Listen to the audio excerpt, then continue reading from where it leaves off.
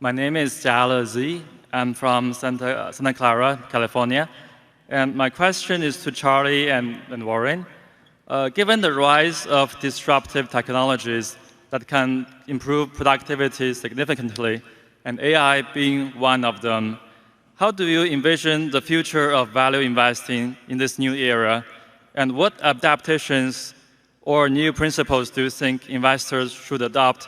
And any recommendations for investors to remain successful in this rapid changing landscape?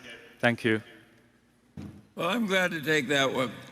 I think value investors are going to have a harder time now that there's so many of them competing for a diminished bunch of opportunities. So my advice to value investors is to get used to making less.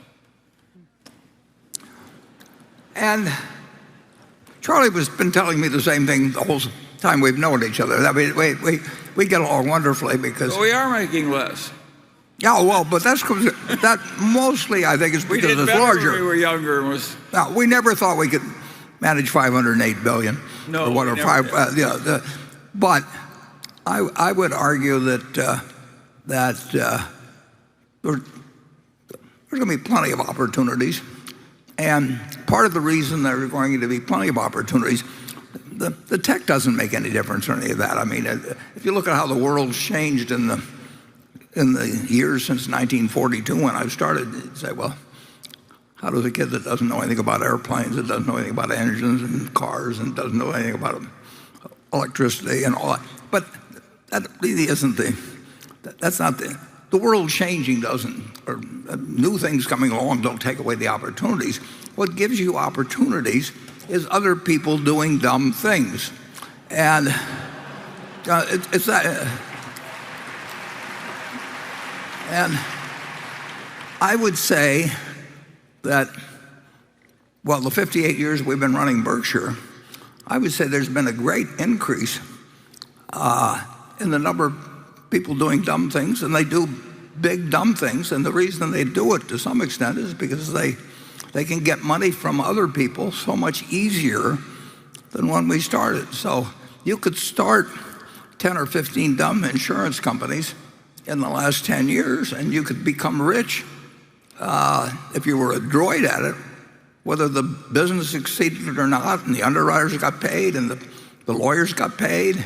And that creates, if that's done on a large scale, which it couldn't be done 58 years ago, you couldn't get the money to do some of the dumb things that we wanted to do, fortunately. So I think that investing has disappeared so much from this huge capitalistic market that anybody can play in, but that the big money is in selling other people ideas. It isn't outperforming. And I think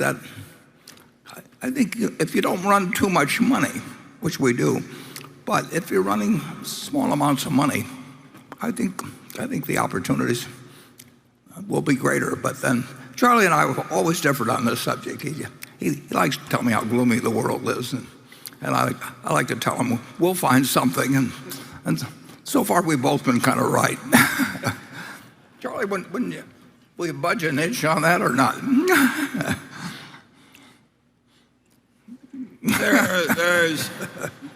There is so much money now in the hands of so many smart people, all trying to outsmart one another and outpromote one another and getting more money out of other people. And it's a radically different world from the world we started in. And I suppose it will have its opportunities, but it's also going to have some unpleasant episodes. But they're trying to outsmart each other in arenas that you don't have to play. I mean, if you look at that government bond market, at the Treasury bill market, I mean, you've got this one bill that's out of line with the others. We bought over $3 billion of it the other day, but those are people.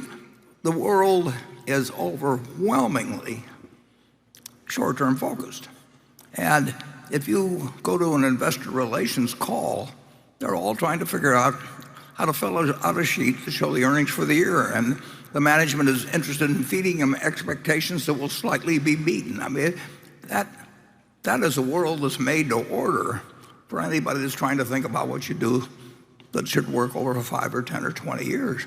And I just think that I would love to be born today and go out with not too much money and hopefully turn it into a lot of money. And Charlie would too, actually. He just like he would find something to do, I will just guarantee you. And it wouldn't be exactly the same as before, but he would have a big pile. I would not like the thrill of losing my big pile into a small pile.